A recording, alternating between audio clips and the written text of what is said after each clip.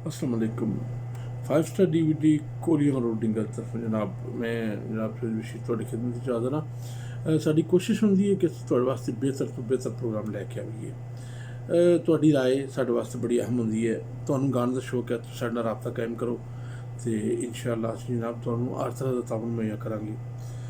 मैं कुछ दिनों वास्ते पाकिस्तान आ रहा सी। अगर किसी दोस्त नूं मसलन गाने दा शौक है तो मेरे नाल मसलन राबता नंबर जिहड़े ने साडे इत्थे यूट्यूब ते लिखे ने, तुसीं इन्हां नंबरां च किसी नंबर ते राबता कायम कर सकदे हो। ठीक है जी।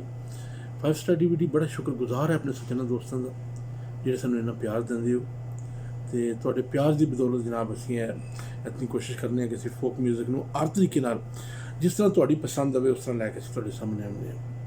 साडी कोशिश कि जिहड़ी चीज़ नूं असीं लोग भुलदे जा रहे हैं, जिहड़ी चीज़ साडे तो दूर होंदी जा रही है, उन्होंने बेहतर तो बेहतर अंदाज लैके तो तुहाडे वास्ते आईए।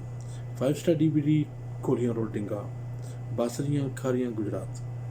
ठीक है जी। असीं बड़े शुक्रगुजार हाँ अपने सज्जनां दोस्तां दे जेह्ड़े सानूं जनाब ताउन मुहैया करदे हो। शुक्रिया सर।